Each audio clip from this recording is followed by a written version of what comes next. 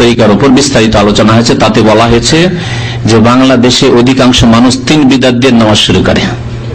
3 বিদআত দিয়ে, সুন্নাত দিয়ে শুরু করেন না, এক তো বিদআত দিয়ে, আবার এক বিদআত না, 1 2 3, হ্যাঁ, বিদআতের বেড়া আর বেড়া, প্রাচীর আর প্রাচীর। কেমন করে কবুল হবে? যেখানে নবী সাল্লাল্লাহু আলাইহি ওয়াসাল্লাম বলছেন যে মান আমিলা আমালান লাইসা আলাইহি আমরুনা ফাহুয়া রাদ্দুন, মায়াস রাদিয়াল্লাহু তাআলা হাদিস বর্ণনা করেছেন যে যেই ব্যক্তি এমন কোন আমল করবে যেটি নবী সাল্লাল্লাহু আলাইহি ওয়াসাল্লামের তরিকায় নয়, সেটি হচ্ছে প্রত্যাখ্যাত মরদুদ।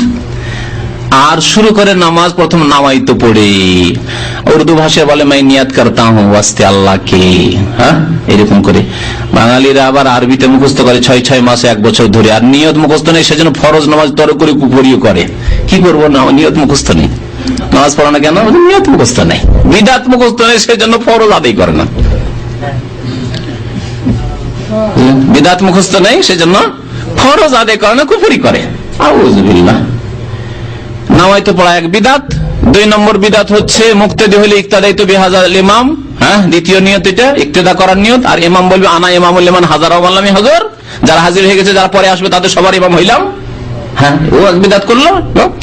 আর 3 নম্বর বিদআত হচ্ছে জায় নামাজের দোয়া মুসাল্লার দাইনি ওয়াজাত ওয়াজাইল্লাযী ফাতারাস সামা, তারপরে সুন্নাত।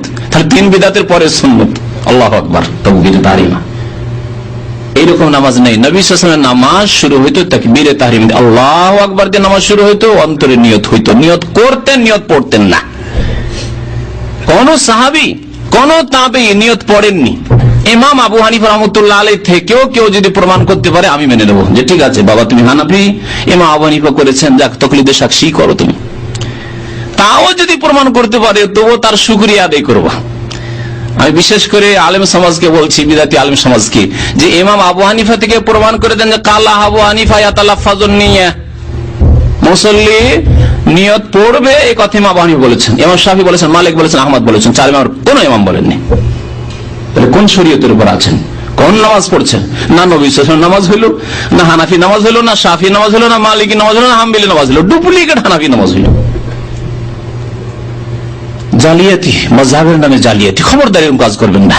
তারপরে ইন্নী ওয়াজহাতু ওয়াজহিয়া সম্পর্কে বলেছি, হাদিস পড়ে, 2টি হাদিস মুসলিম শরীফে রয়েছে। নবী সাল্লাল্লাহু আলাইহি ওয়াসাল্লাম ইন্নী ওয়াজহাতু পড়তেন কখনো কখনো, কোনখানে?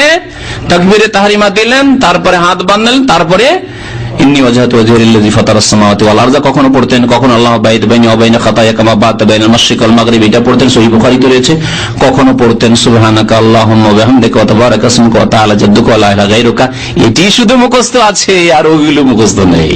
আর যদি ওয়াজহাত মুখস্থ আছে কিন্তু বিদআতি তরিকায় মুখস্থ, মানে বিদআতি জায়গায় পড়বো, মুশকিল এখানে।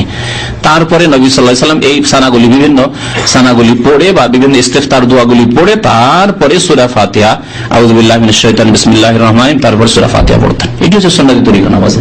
তাকবীর দিয়ে শুরু হবে আর সালামে শেষ হবে। মিফতাহুস সালাতিত তাহুর ওয়া তাহরিমুহাত তাকবীর ওয়া তাহলিলুহাত তাসলিম। নামাজের চাবি হচ্ছে তাহারাত, পবিত্রতা, ওযু, গোসল যদি গোসল ফরজ থাকে। আর তাহরিমা হচ্ছে মানে শুরু করছেন আপনি কি দিয়ে?